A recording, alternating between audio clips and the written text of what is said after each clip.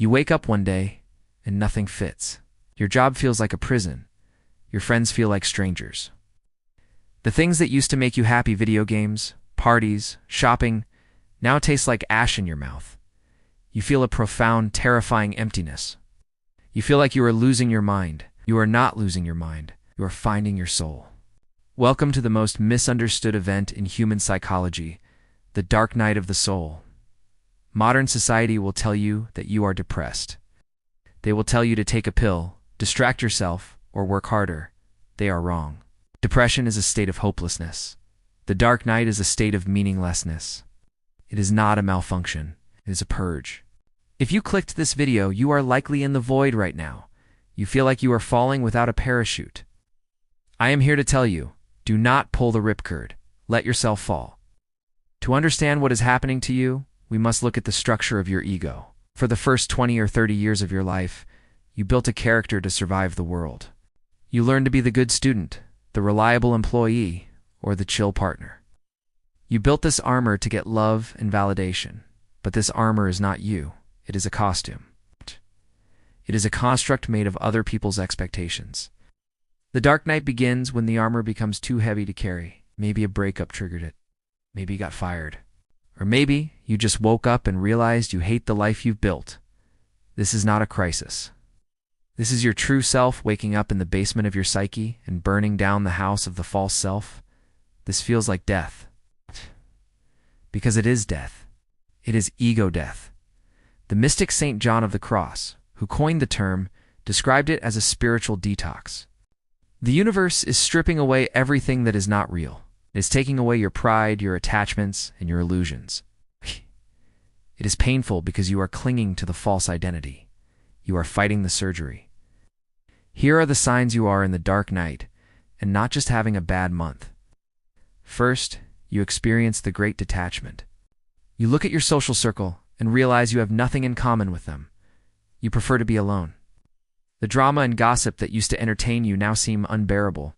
You are withdrawing to conserve energy for the transformation. Second, you lose your ambition.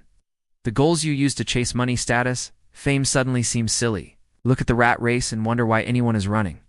This is terrifying for the ego, because the ego lives on achievement, but your soul does not care about your resume. It cares about your truth. Third, you face the mirror of shadows. All the repressed trauma, guilt, and fear you have been running from comes to the surface. You can't sleep. You have vivid dreams. You remember things from childhood you thought you forgot. The lid is off the jar. So how do you survive this? Most people fail here. They panic. They feel the emptiness and try to fill it immediately. They jump into a new rebound relationship. They start drinking. They doom scroll for 10 hours a day. They try to numb the process. If you do this, you will fail the test. The universe will reset the simulation, and you will have to repeat the cycle again in 5 years, but it will be even more painful. The only way out is through. You must do the hardest thing a human being can do. You must surrender. You have to sit in the dark. You have to stop trying to fix yourself, because the version of you that is trying to fix things is the problem. You have to let the old version of you die. Stop fighting the confusion. Stop demanding answers. The void is not empty. It is a womb. You are being reknitted. This is the caterpillar soup phase. Inside the cocoon, a caterpillar completely dissolves into a genetic goo before it becomes a butterfly. If you open the cocoon halfway through, you would think it was dying, but it is becoming. You are in the goo. If you can endure this, if you can sit with the loneliness without running back to toxic people, something miraculous will happen. One morning, the fog will lift. You will not feel happy in the way you used to. You will feel solid. You will no longer need validation from others because you know who you are. You will no longer be afraid of losing people because you have already lost everything and survived. You will speak your truth without shaking. You will emerge as a sovereign being. The nice person is dead. The warrior is born. But as you begin to wake up from the matrix of social conditioning, you will start to notice something else. Something strange. As your internal frequency changes, the external world starts to glitch. You will start seeing repeating numbers like 1111 or 333 everywhere. You'll think of an old friend and they will call you 10 seconds later. You will ask the universe for a sign, and a stranger will say the exact words you needed to hear.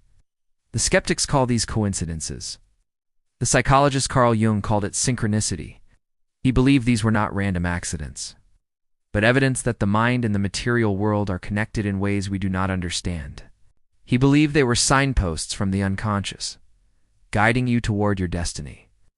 But what are these signs actually trying to tell you? Is it possible to decode them? Or are you just seeing patterns where none exist?